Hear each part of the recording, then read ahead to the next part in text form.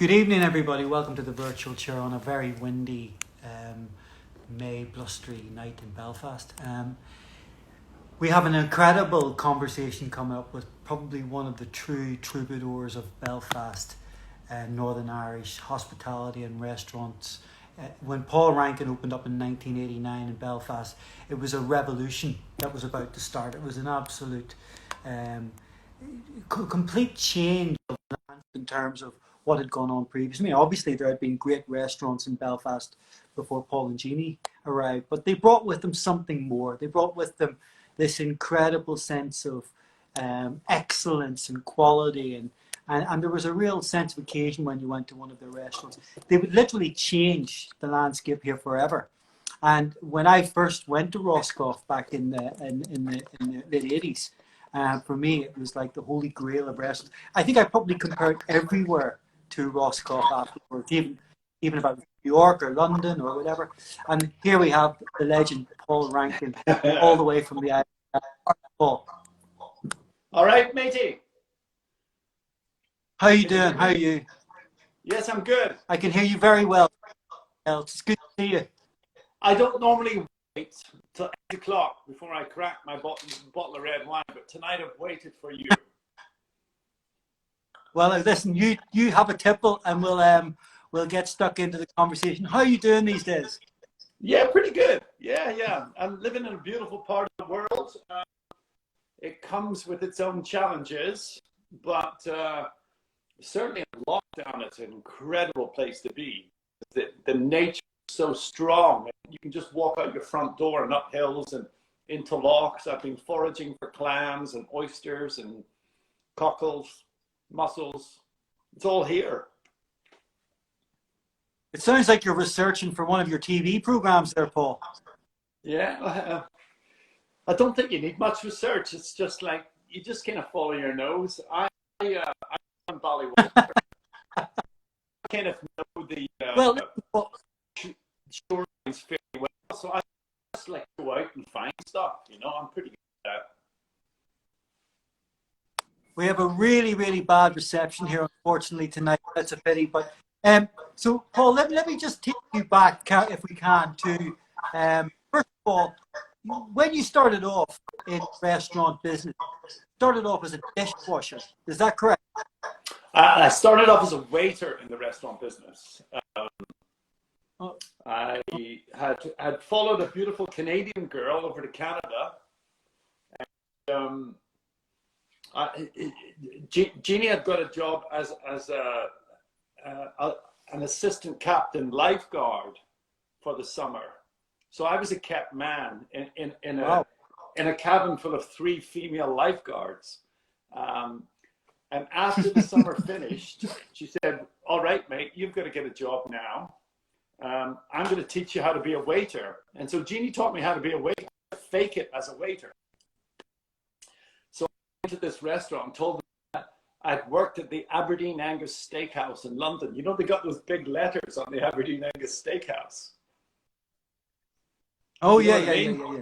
So the only restaurant exactly. from traveling to London, it's like Garfunkel's, Aberdeen Angus Steakhouse. Yeah, I worked there.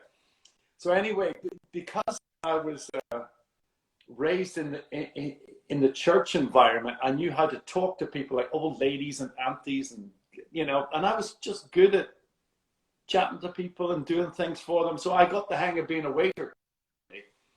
And then from that, I decided I wanted to be a chef, but I wanted to start somewhere really good. And the only way I could get into Le Gavroche in London, which was the best restaurant in Britain at the time, was to start as a dishwasher. And that was my first job in the kitchen ever, was dishwasher in a 3-star Michelin restaurant.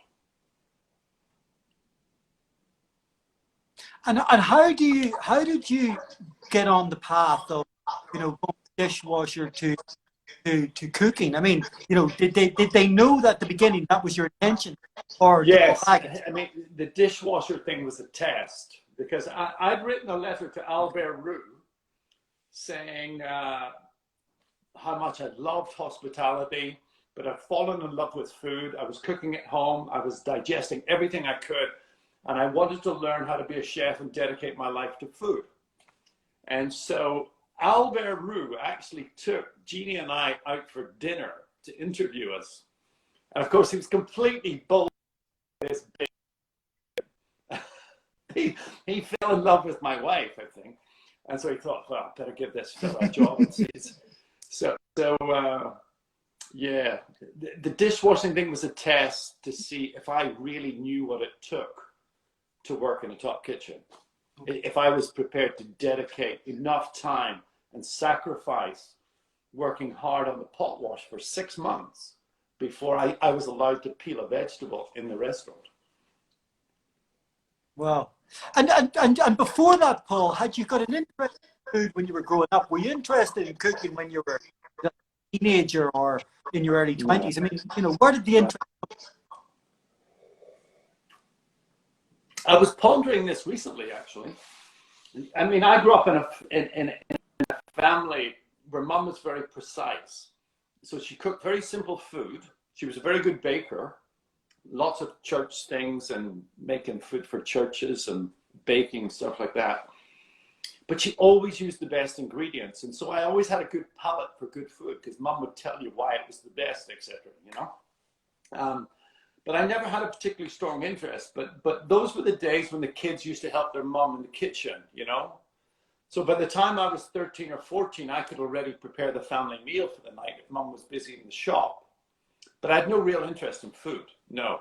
I think what it was is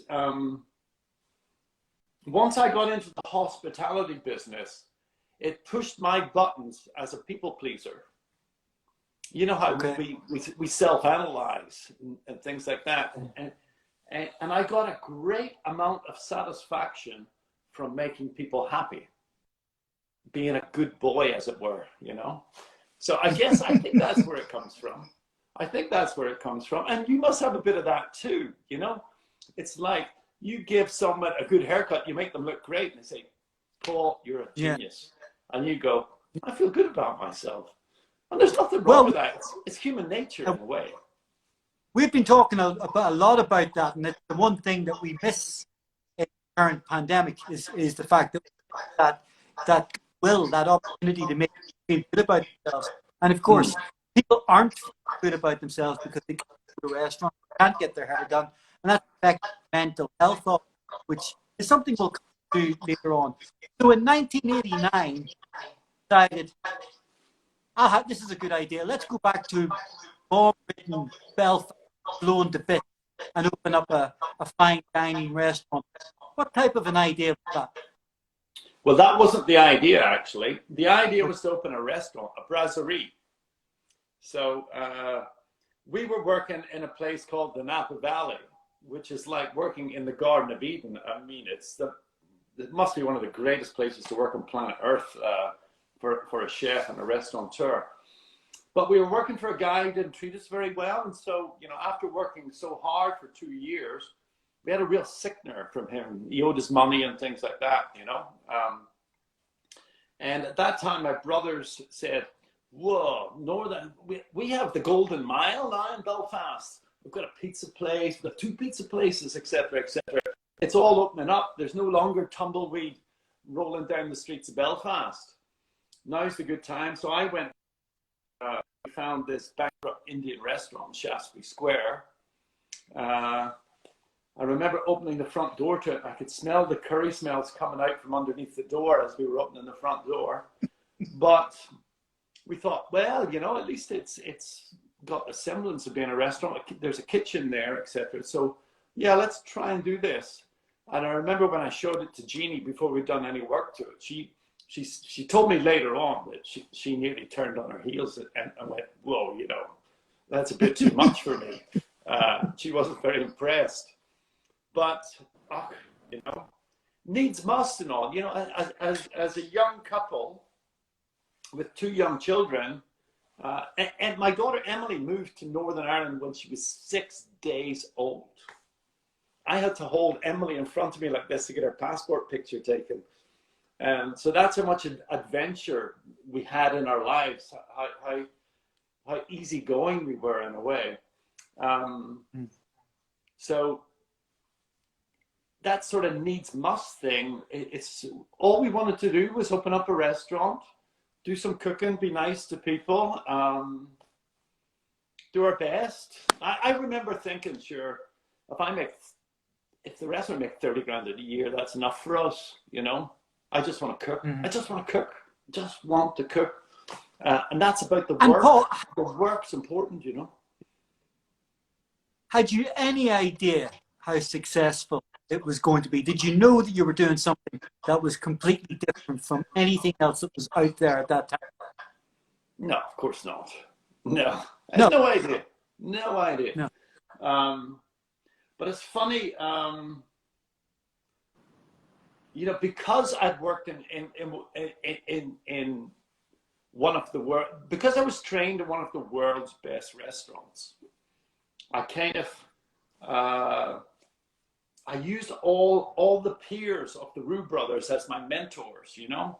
So I didn't really read things like Fanny Craddock or Katie Stewart's Sunday Times cookbook.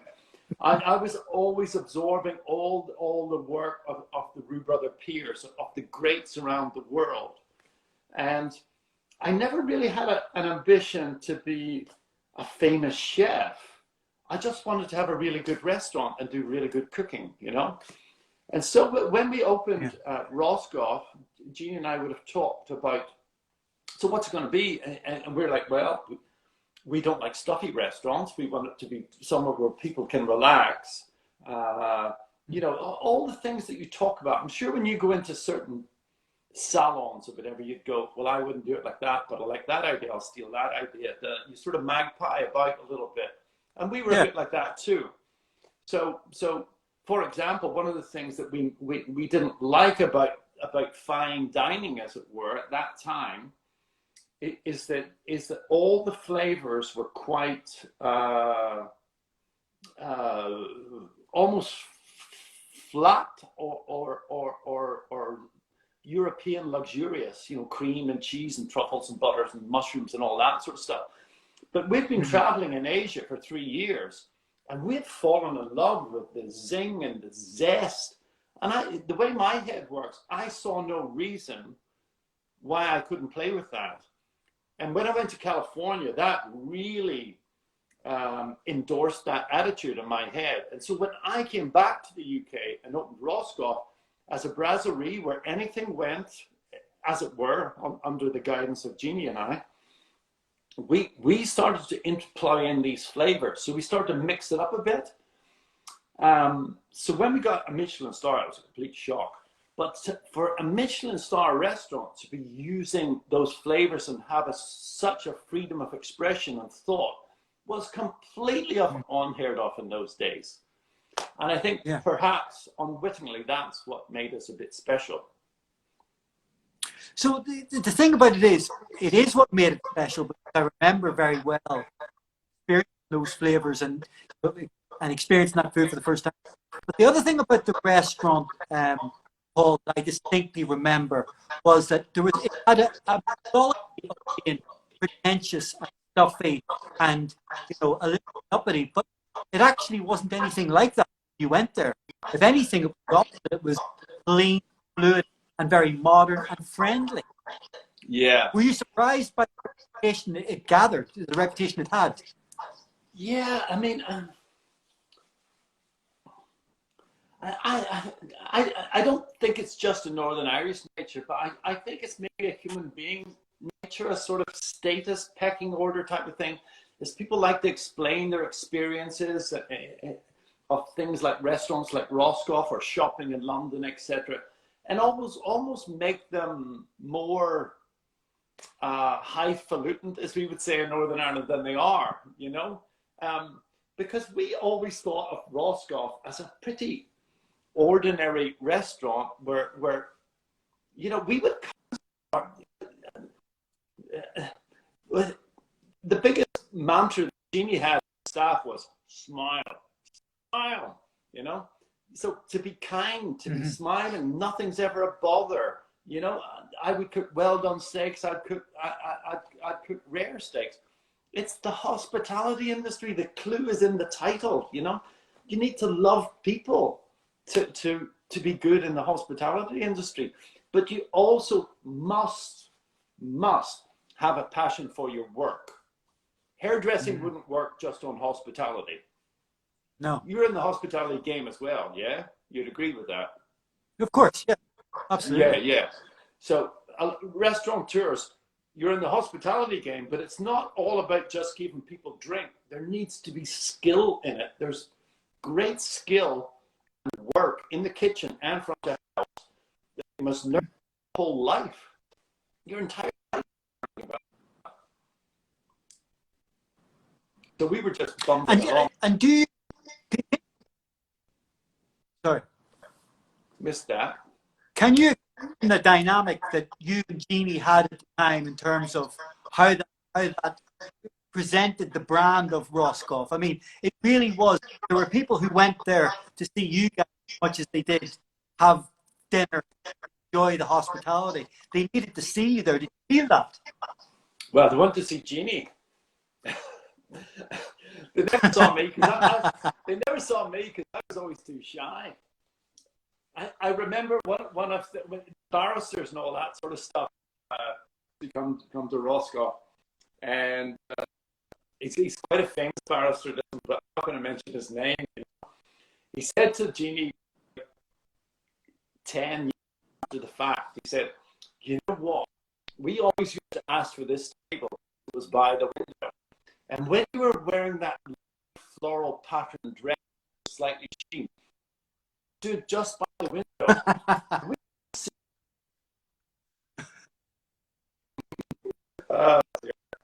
Yeah.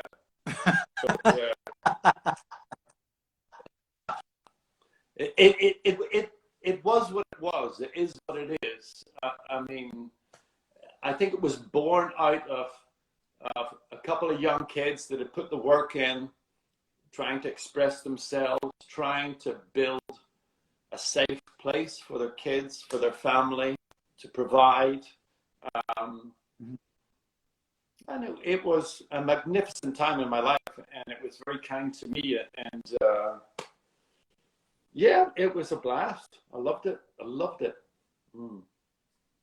So the thing about it is, Paul, it was the first Michelin star in Northern Ireland, but for you, the Michelin star, it nearly became a double-edged sword. Is that fair? Well, number one, we got the Michelin star by accident. It was a real shock to me when we got the Michelin star. You know, I was like absolutely shocked. I was actually, in the day I found out that we got a Michelin star, I was in a meeting with my brothers and our accountant saying we'd lost 60 grand in half, and that we needed to make it more commercial, so we were going to do and things like that. More. The phone rang, and it was Jim Bolton on the phone, who was our manageress at the time. Did you know Gillian used to be out front? Yeah. Yes, yeah, of course, yeah. Eventually she went into the kitchen. So Gillian, emotional as she is, she was crying on the phone, going, "I want a Michelin star." I'm going, "What, Gillian? Come on. What did you say?" She said, "The Belfast Telegraph just called and said we have a Michelin star." And instead of being overjoyed about the whole thing, I was like, well, there's no point in that because we have to change it all now and be commercial, and just slammed the phone down. So there was no joy in it for me. And then my brother said, "Well, what is this Michelin? Is it a big deal, the Michelin star thing?" And I'm like, "Yeah, it is a big deal, but..." So actually they helped me, and it was their suggestion, like, why don't we use this big deal thing to promote that the restaurant is there? And because Michelin star restaurants are normally so expensive, let's put the prices down and make it accessible to people. Can you do that? And I said, well, yeah, I believe I can cook to Michelin star level, no matter what ingredients you give me, because one Michelin star is not about the luxury, it's about the cooking. So we dropped our prices to $10.50 for 3 courses for lunch and $15.50 for 3 courses for dinner. And from then on, we had bums on seats and the business took off. Wow. Yeah. And what sort of pressure did having a Michelin star put you under outside commercial aspect? Um, a little bit, a little bit. It maybe becomes more of a burden as you want to try to experiment because you're not sure what Michelin will think about that experimentation. I mean, I suppose as a young chef, I was more insecure than I would be now. I would be like, Okay. I know Michelin will get this, but because it's coming from the right place. It's when the experimentation's not coming from the right place that it can go wrong. So as long as I always think that the work is in the philosophy of the food and then the craft of actually cooking it. Once you go into that egotistical thing as a chef or even as a hairdresser, I'm sure, once it gets too egotistical, you start to lose the beauty of the work and the security that the yardsticks that you feel inside keep you on the straight path to something which is really, really good. So it was a bit of a burden because it's always worse to lose a Michelin star than to never have it at all. But yeah, it comes with the territory. It's kind of nice territory to have, you know. So, Paul, you're one of the last of the chefs that really were rock and roll stars. I mean, nowadays they're a little bit more like reality TV stars, but you kind of followed in the lines of like Marco Pierre White and later Gordon Ramsay. But you had that kind of rock and roll type appeal, and of course we've seen you on TV all the time. It seemed to us at the time that you had it all. What was it like under that spot, that pressure, TV, trying to run restaurants? Did you just go with it, or was it tough? Yeah. For a start, I'll tell you right now, it wasn't rock and roll. I mean, what my life was, get up in the morning, help Jeannie with the kids, get them to school. If Jeannie was already in the pastry, I'd be the one getting up the kids and brushing their hair and getting their school bags ready and making sure they got their homework and taking them to school. And then you go to work, and then you come home from work and go to bed, and it would all start all over again. So there was no rock and roll aspect to it. What was rock and roll was the applause. Maybe was rock and roll. We were getting lots of applause and lots of good work. And then when the telly came along and the books and all that stuff, that was really just more work. It's almost impossible to do all that stuff to a high level and be out eating out and going to clubs and drinking stuff. It's virtually impossible. You need to keep focused on the work. And you know, we were very family orientated as well. So we lived quite an ordinary life, really, with visiting my mum and dad and my brothers and their families on the weekends and things like that, or friends, people like Gillian, etc. Robbie Miller, that I'm sure you remember. So it was all quite ordinary. It was ordinary. People kept telling me it was rock and roll. And I go, where's this rock and roll? Well, Robbie used to tell us it was rock and roll. I mean, Robbie. There was one day where you, Michael Dean, and Robbie Miller were all in the salon at the same time, and it literally was the who's who of Northern Irish restaurant, and people were treating you like rock and roll stars. You know, people were asking you questions. I remember it. Go back to Robbie Miller. It seemed that Roscoff was the birthplace for every great chef that's followed afterwards. Robbie, Dylan McGrath, Ray. I'm just thinking names off the top of my head. Yeah. Excuse me, I missed that last bit of the connection. What do you think it was about that restaurant that great gifted chefs?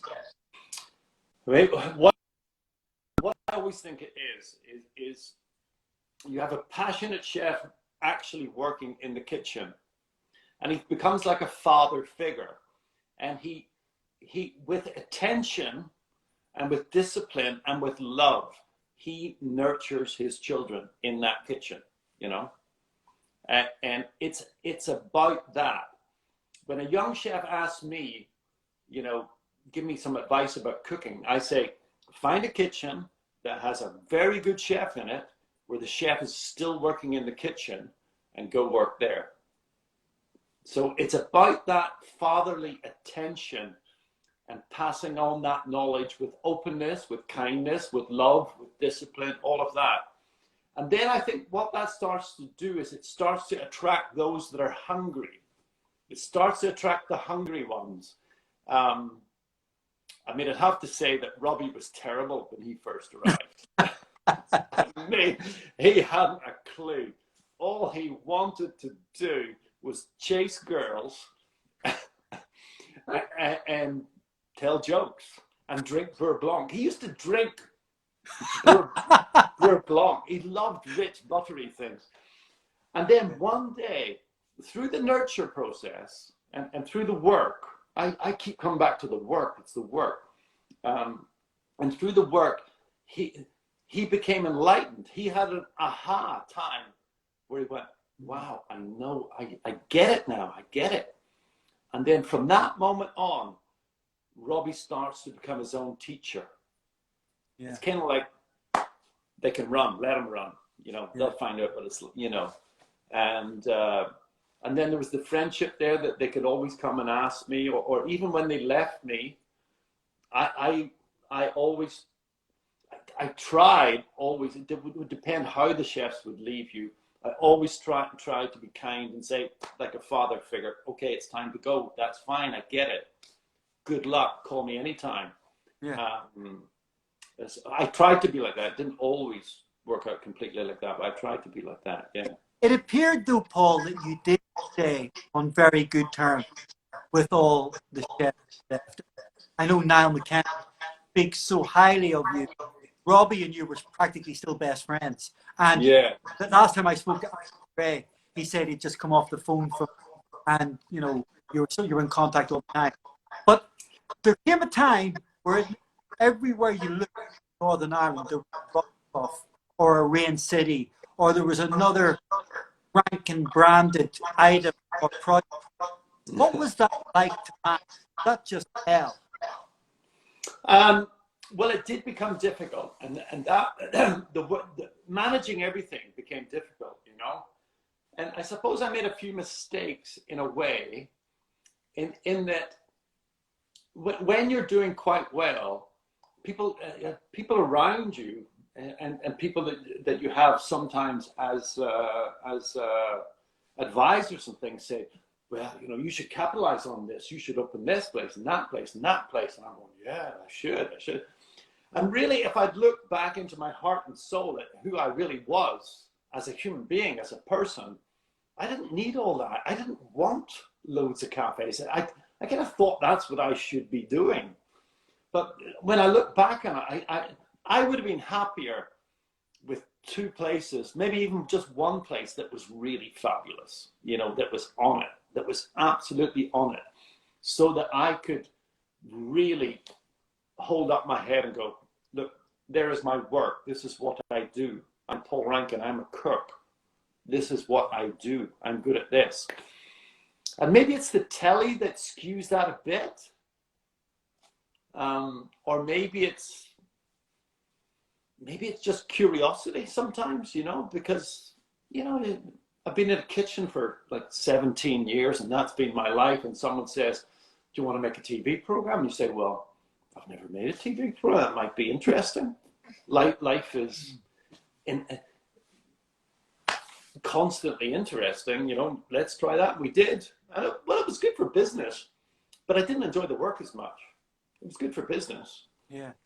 Yeah. Were you aware that you and Jeannie had an incredible chemistry on television? Were you aware that people loved the both of you working side by side and watching you interact?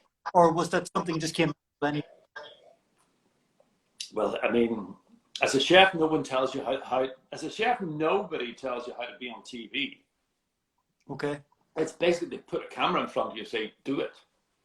And I mean, Jeannie and I had a very strong relationship and had already been together for a long time. So we could be forgiving of each other, her being more forgiving than me, because that's her nature, you know, and I'm probably harder to live with. But no, we had no awareness that there was any good chemistry at all, because we were concentrated on what we were doing and trying to supply the information to the camera. But I did discover something that was very interesting quite early on, because I used to get nervous and you sort of get stage fright a little bit. And what I discovered was, as soon as you get stage fright and thought, what's going on? If you go back into the work, if you go back to what you're doing and you do it and you just describe exactly what you're doing, it all comes back. And that's where, for me, that's where the effervescence, enthusiasm, and love of food came from, that people used to talk about. They would say, I love to watch you on TV because, oh, you're always so enthusiastic and da-da-da-da-da. But it came back from this little trick that I had about going back to the work and describing the work. And then the words would come from the passion for the food and the work. So that was my little, that's my trick for anyone doing telly, actually. Get back to the subject. Yeah. Describe the subject. I mean, controversially, you decided to close Roscoff at the time and open up Cayenne, which a lot of your fans at the time thought was suicide. I actually thought Cayenne was a great restaurant, like a nightclub. It was a you preferred it, didn't you? You preferred it. Yeah. I mean, the thing was, with Roscoff, you'd go there, have dinner, and then you wanted to go somewhere late for a drink. With Cayenne, you just never wanted to leave. But what was it like? How was you trying to convince people that it wasn't Roscoff like? Yeah, it did take a little while, actually, to find our feet. For me, it was more about trying to build a strong business where I wasn't tied to the stove and Jeannie wasn't expected to be on the floor every night. And it was the time also where people were starting to want to eat out, you know, 4 times a month rather than once a month. So it was to get it was almost to follow the trend of more casual dining.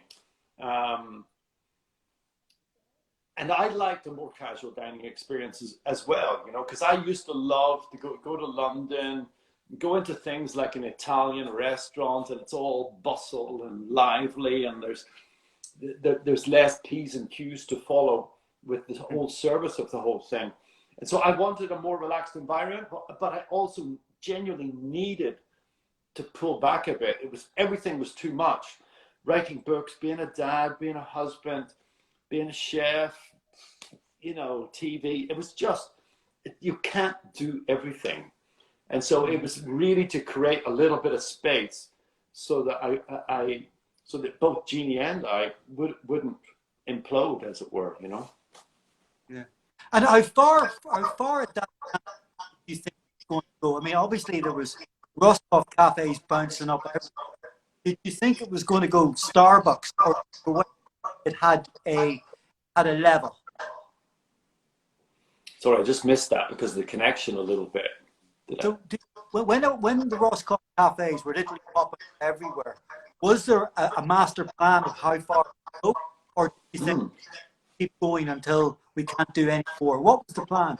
No, I mean the plan was to offer something different to the formulaic nature of Starbucks, Nero, Eat, and Costa, where you know that all of that is manufactured somewhere else, wrapped and brought in.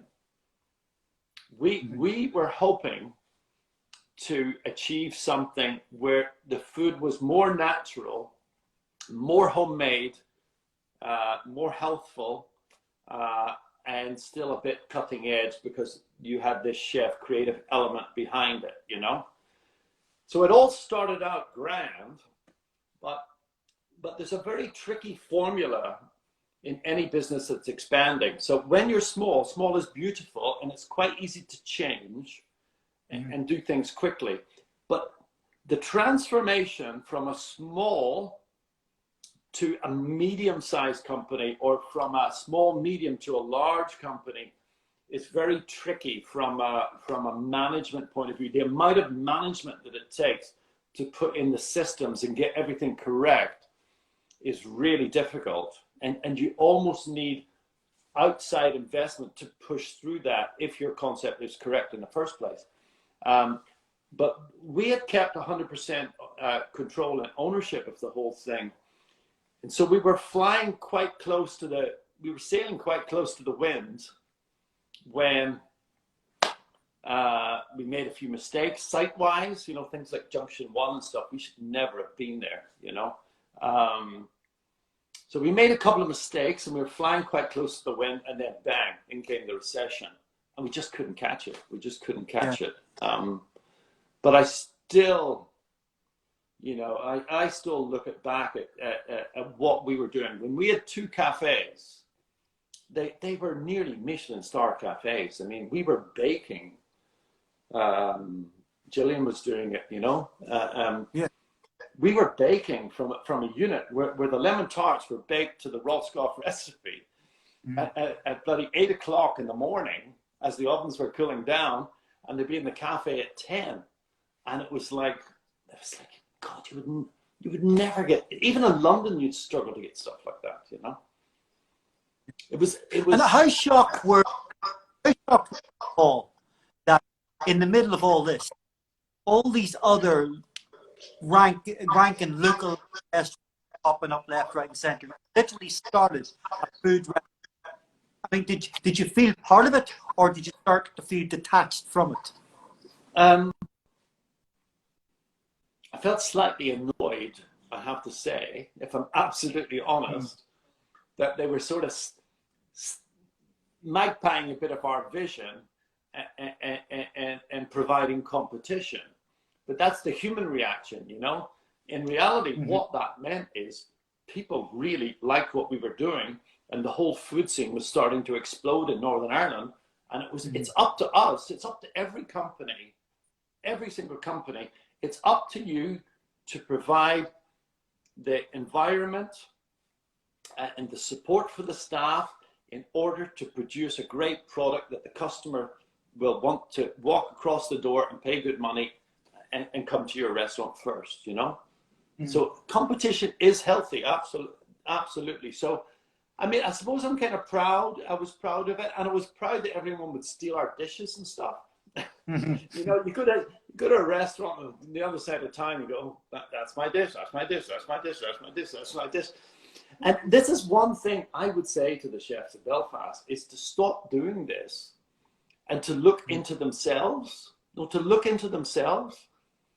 for that creativity. Yes, be inspired by Paul Stafford or Paul Rankin or Marco Pierre White. Be inspired by them.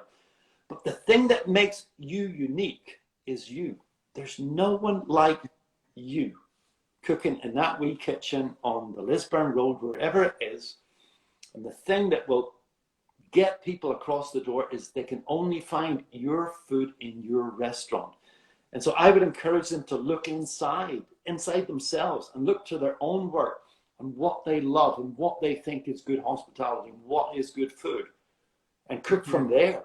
Don't cook that they think they should be doing dishes like Niall McKenna or Michael Dean or Paul Rankin or Andy Ray, you know? Cook from inside. And I'm sure it's the same with hairdressing. Yeah, it is. It is very similar. But it's a bit of a cheeky question. Who did you consider to be your rivals back then? Who did you look at and think, they're catching us up, or we need to watch, or was there people that you looked at and thought, they're doing very well, we need to be looking for more staff or doing something different? What was going through your head? I never really thought of any of them as in that way. I suppose if we were busy, for example, on a Thursday night, and I just so happened to be able to go to Michael's restaurant or something like that, and he was really busy, it gives you a certain amount of insecurity or envy, or you think, am I doing something wrong, etc. So we do that. Yeah. Yeah. So I mean, the people, the people you look at like that are the people who are doing a good job, you know. So it would have been Nick Price did a really good job.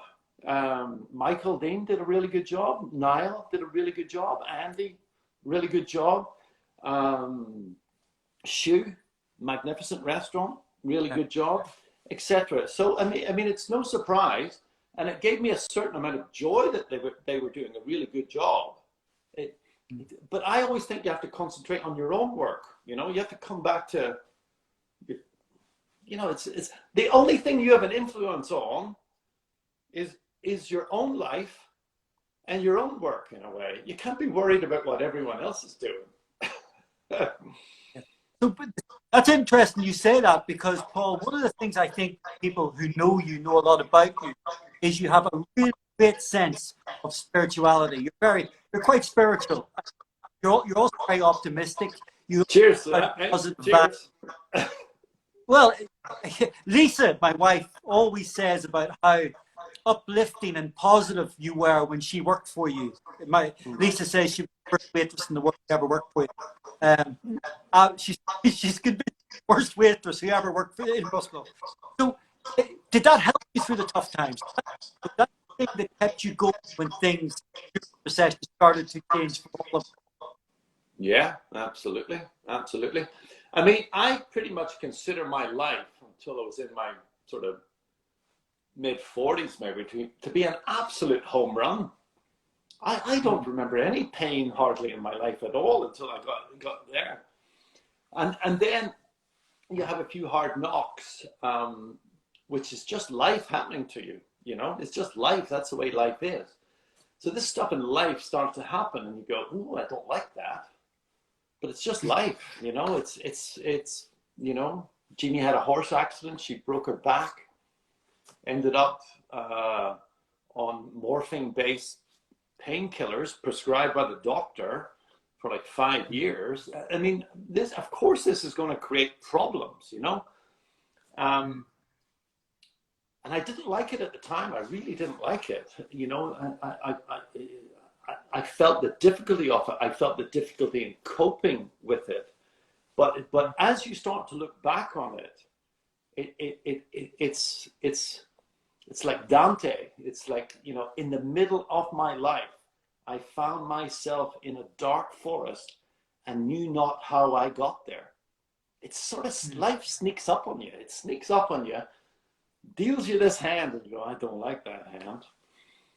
But you have to cope with that, and you have to get through it. You know, in these days of COVID, you can imagine some of the pain and suffering that people are going through. And so you have to look from within. You have to find a place from within to cope with that, I think. And I think the place of loving kindness and acceptance of life and the things that happen to you, and you go, this is just life. You know, some of the great masters talk about stuff like, you need this mud in your life. You need Thich Nhat Hanh. It's on YouTube, you know. You need the mud to grow the beautiful lotus flower. You can't grow a lotus flower in a marble top. You need the mud. In order to create a beautiful life for a human being, you need the dark days and you need the suffering in order to learn how to grow these other beautiful things in your life, you know? So it's an important part of life, and we've all tasted it. You know, it's just life, you know? And obviously, the things that rank highest in life, family. You've always been an absolute family man. You know your children, and they are so much. They are so much of your DNA. How are they all doing now, and where are they in the world? Yeah, they're doing great. They're doing great. Claire, my eldest, is up here in Skye. She was living in Amsterdam before lockdown and had a very difficult landlord and had lost her job. And I'm like, Claire, don't worry. I have a staff house here in the Isle of Skye that is empty. Get your ass on a plane, come over here, and we'll see what happens. So Claire's here with me. She's not here with me at the moment in Skye. She's just up the road. She's loving it because the nature in Skye is incredible. Emily, my second, is in New Zealand. She's a doctor in Auckland. So she's been testing people for COVID, etc. Her partner's been receiving the COVID cases as they come into the hospital. But I mean, amazing. New Zealand's done an amazing job on COVID, so I'm not really worried about her. And then Jamie, my youngest, is a baker down in Sheffield. So he's an artisan. He's a baker, yeah. You should follow him on Instagram. Jamie Rankin Climbs on Instagram. All you folk out there listening, he's got two actually. He's got Jamie Rankin Climbs, Jamie Rankin Bakes. So if you want to see pictures of my son's naked torso, you want to Jamie Rankin Climbs, and he's climbing up all this stuff. I might pass on that.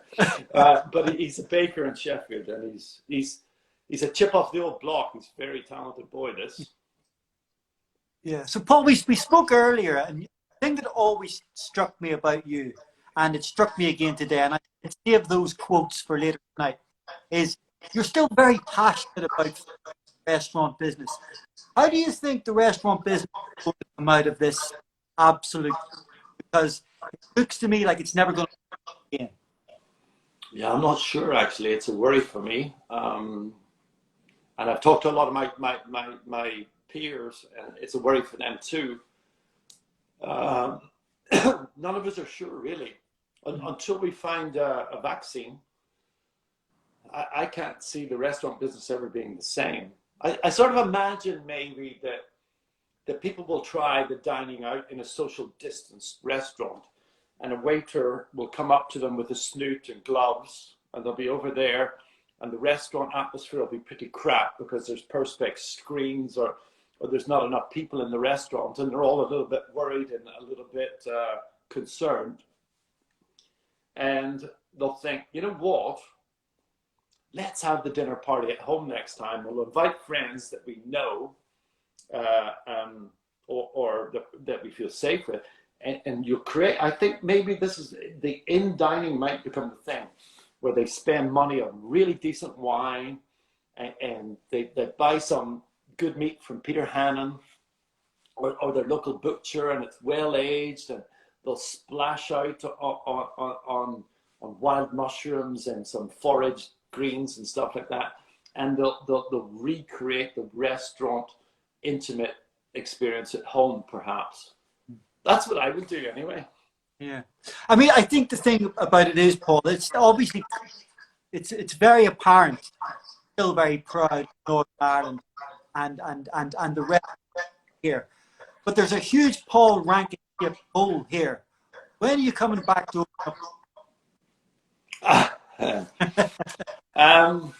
It's funnily enough, we were talking about it just today, actually. I mean, Northern Ireland's a special wee place, and sometimes when you live there, you don't quite realize it, you know. But I was away for many years traveling, and when I came back, I think that's when I really got the appreciation of Northern Ireland, and I kind of became a voluntary ambassador for Northern Ireland. Every time I got the chance, a ready, steady cook or something, I'd become, Northern Ireland's the place, you know. In a way, Scotland's the same as Northern Ireland, because it's like, it was probably attached, and, you know, a lot of the Scots-Irish, you know, it's like similar to that, you know. So, yeah, I have absolutely no bother being back in Northern Ireland. But I'd want to do something simple, something really.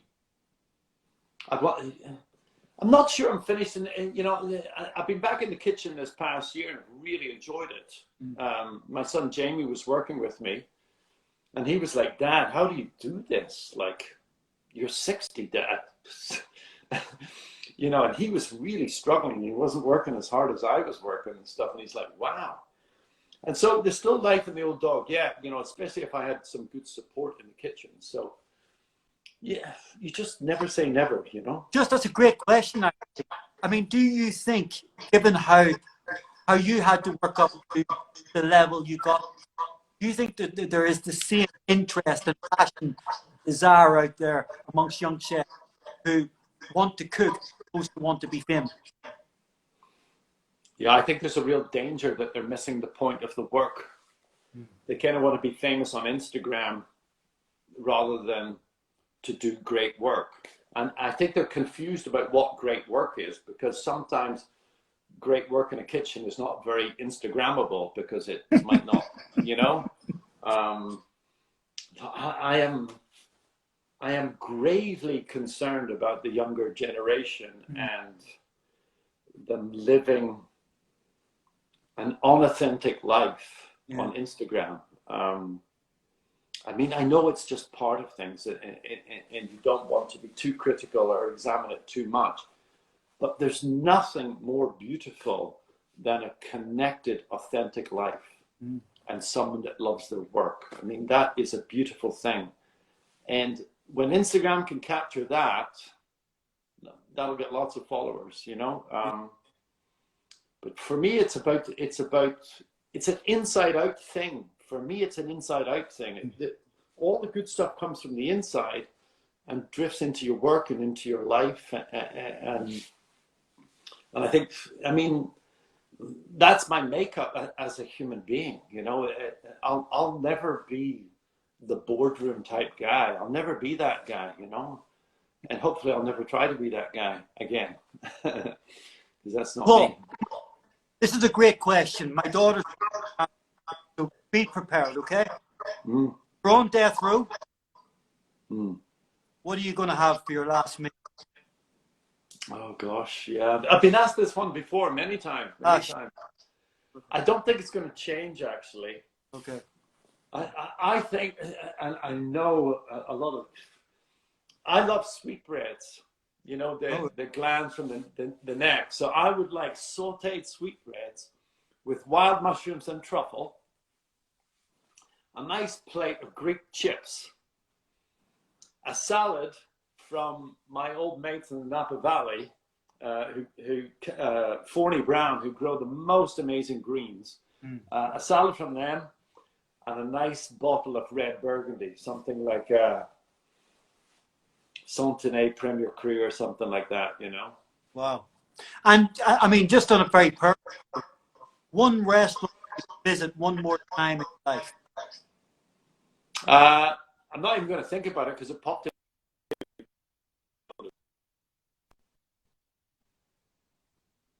Did you get that? The River Cafe. No, we've lost that. Say it again. Into my head. Okay. River Cafe in London. Right. Why? I just love the simplicity of the food and the conviction of what they do. I mean, they don't always get it perfect, but I love the honesty of it and the simplicity of the food. And, you know, we used to send a lot of staff there to sort of go for training further on. So I used to get spoiled a lot there. But yeah. No, I love the River Cafe. And it's also, Italian food. It's very simple. Yeah. And also looking back at your legacy, because this is an opportunity for you to be. I mean, was there one point in your life where if you had to revisit, you could be able to say that was a time that I really enjoyed? Or we're breaking up a little bit here. Is there one point in your life, look back on your legacy, that you'd like to revisit? Yeah. I mean, I do think it would be the Roscoff days, probably, because my kids were young. My wife and I were hopelessly in love. At least I was. And I was doing work that I loved, and the whole thing was an adventure. It was such an adventure. It was so beautiful.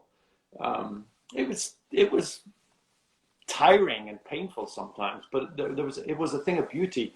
It was just kids doing stuff that kids do to build a family, etc. It was a lovely thing. Yeah. Yeah. And do you still enjoy doing TV? I mean, or is something now your job? Depends on the TV work, you know. Okay. Some of it's painful and some of it's lovely. I mean, the stuff I do with Nick is absolute joy to do. Apart from Nick is obviously very, very hard work, and I am obviously the talented one of the two. But those trips are incredible. Yeah. So and here, what do you think of my hair in lockdown? How's it doing? It just looks exactly the same as it looks outside lockdown.